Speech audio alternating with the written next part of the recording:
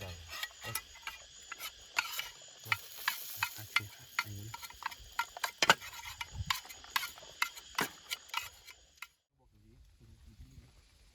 Có nút mà. Cắt không có sao.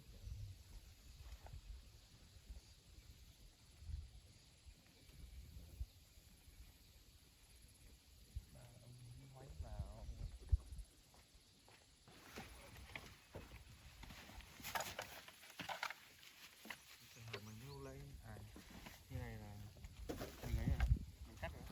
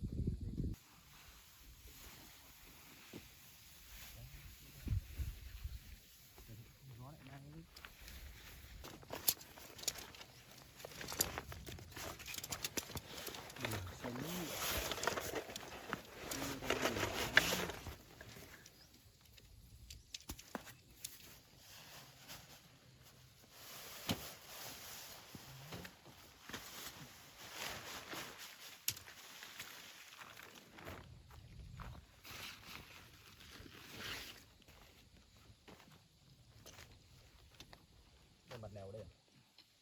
Vâng. Nhưng mà mát thì quay về bên này này. Gió một lúc lại cố định. Đứng bên này gì nữa? Chọc vào đi anh. Anh ở đây. Mà đây cho một cái này này. Cái này này. Cái này tí cong cong. Cho vào cái đen to to này. Ok.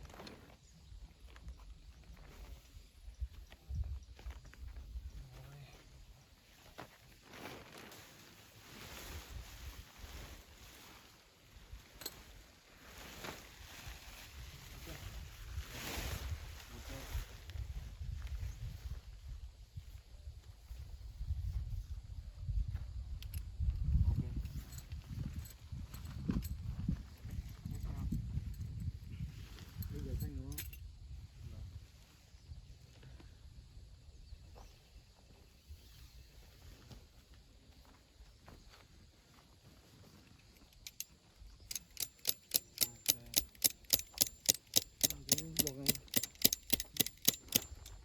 Đấy để kéo căng ra. Đưa cọc.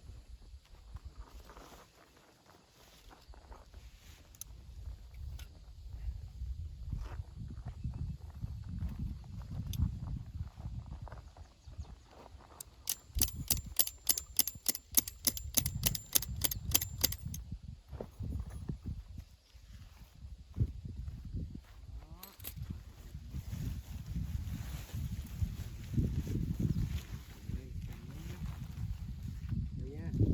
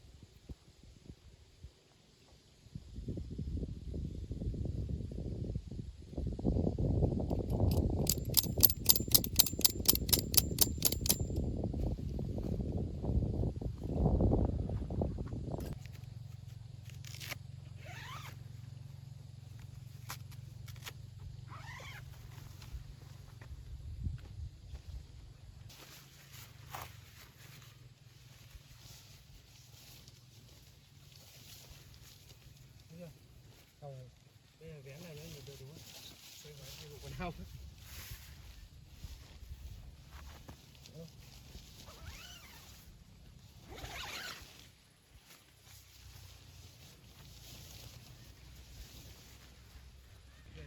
Mày nhìn giống đấy không? Đi ra rùa không?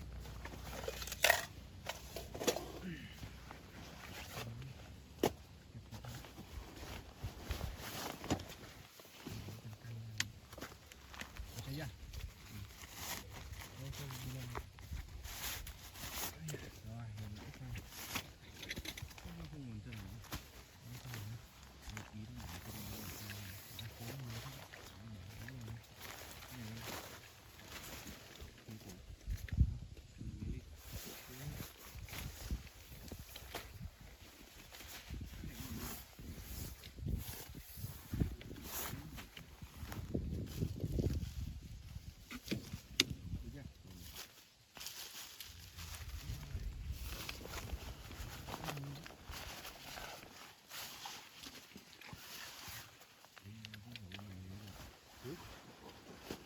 Cái này nó ở nhà bóp tay nó mới ra được, nó căng ấy.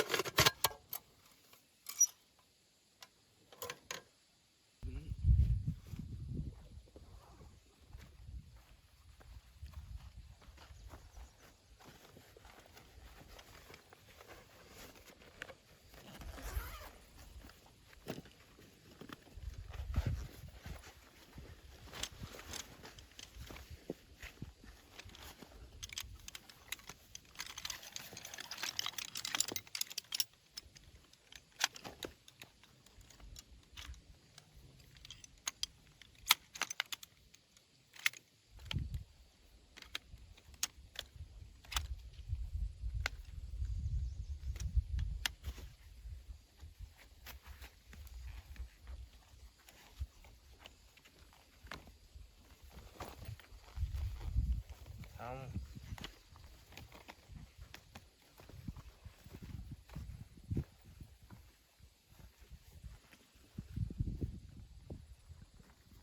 Xong rồi đúng không?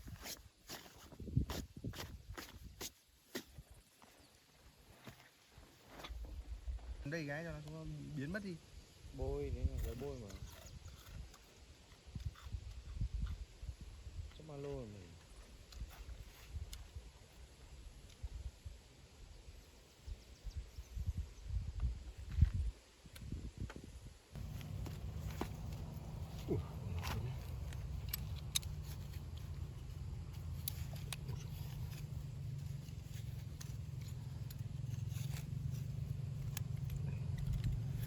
Đèo này nó không có quá rưỡi.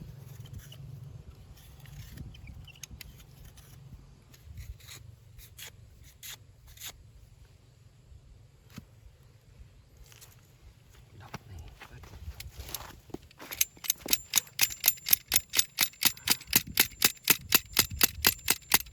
Đóng cái này phát nha. Xong tích chắc. Đóng hai bên không buộc dây phát vào chắc luôn. Đúng không?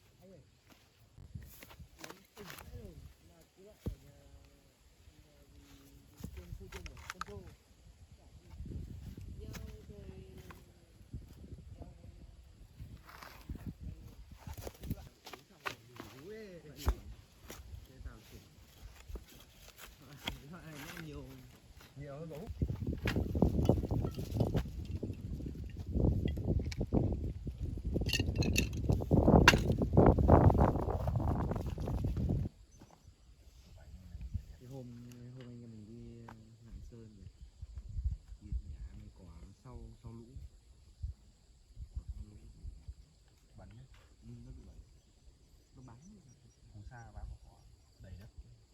Xe ở đây phết nhỉ, đi chùa đi chiền. Mình đi qua chỗ chùa đi. Đi nữa lên còn chùa nào không con? Một cái. Còn cái nữa trong này.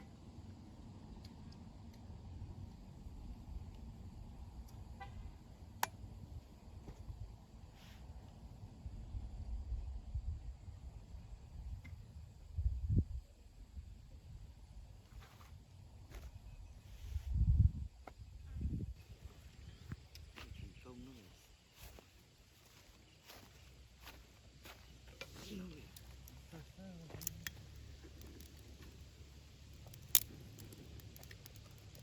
Ít mỡ mà mới giữ được.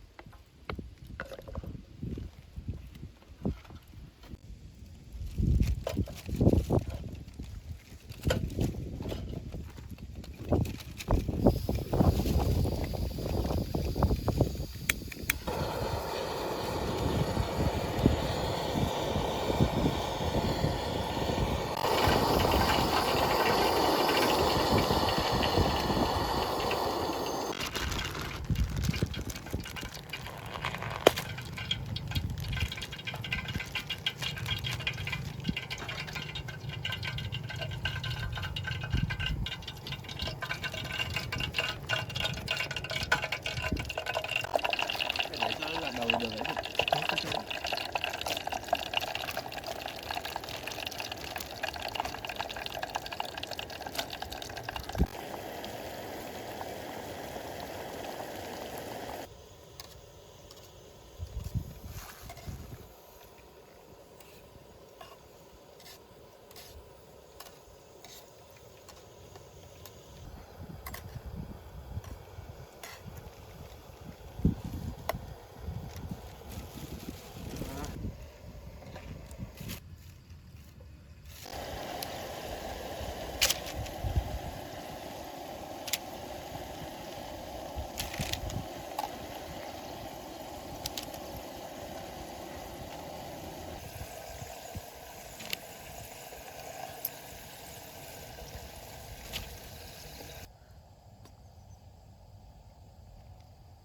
Sắc nhé.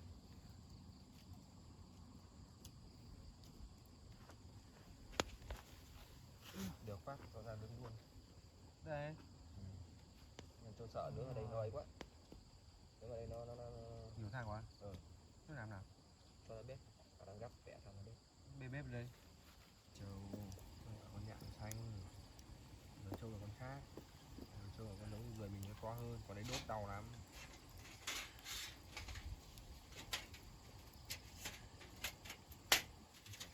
Đi ra ngoài được lúc ấy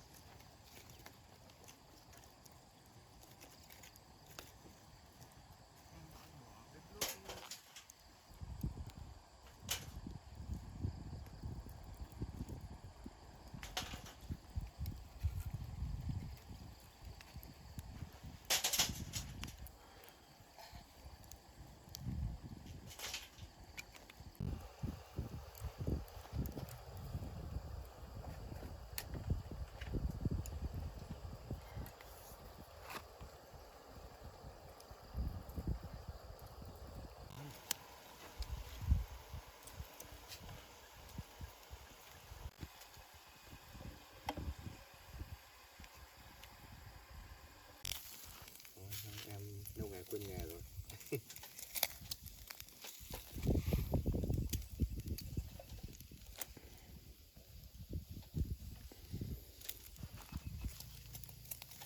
nhảy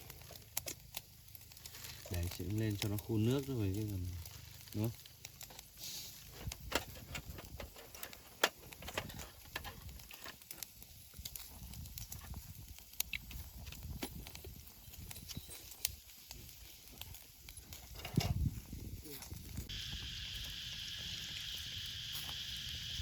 Cái than bên dưới này nó hơi cao này. Có kẹp. Có cái vỉ Trái là phải rồi. để nướng rồi đều. Cá ấy, cá cái vảy. Có chỉ kia thôi. Tôi cho thủ tính. Tôi còn ít cả. Hay là sao nhau không đỡ dầu ở đây để ít cá để chiên nhỉ? Thầm ý không? Chiên xoắn đi. Các bông cứ chiên xoắn đi. Đây, còn ít này. Anh lật cái lật cái này miếng này hộ em đó để em cho. Sao chẳng hắn lên nhỉ? Như ở Pháp chứ. Cá này nướng thơm hơn.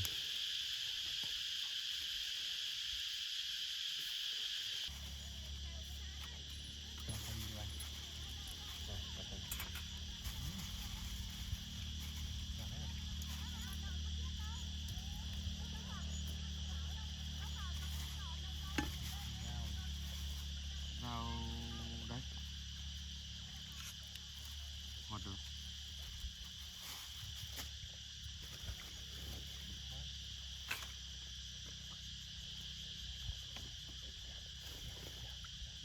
Sao vậy?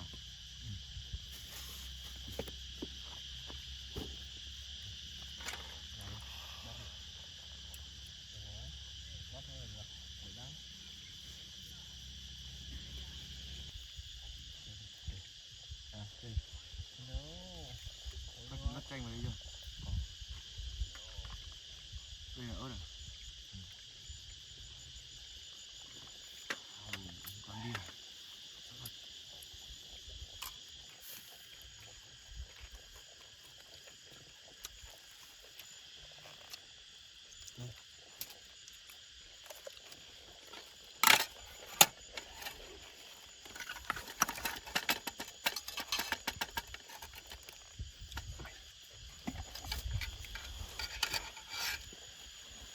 Một tí ho ha. Đây, cày thịt lại xúc nhẹ nhàng.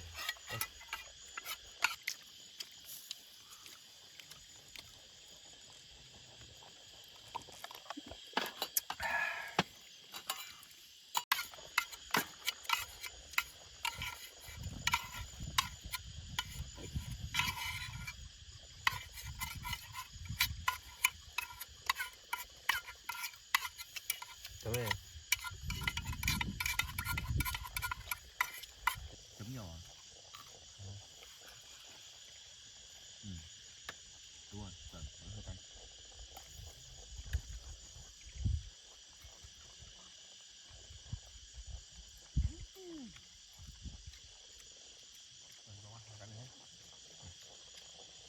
Đây.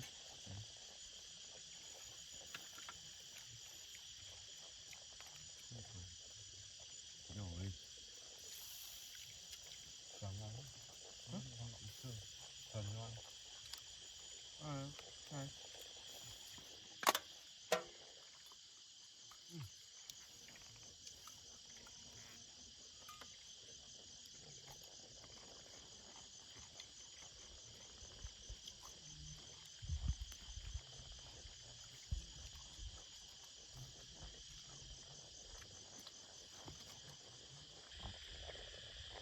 Cái bọn sở ta này là nó làm cho cái ở độ nạp không dập lặng ấy, độ nhiều thọ làm môi trường khắc nghiệt ấy.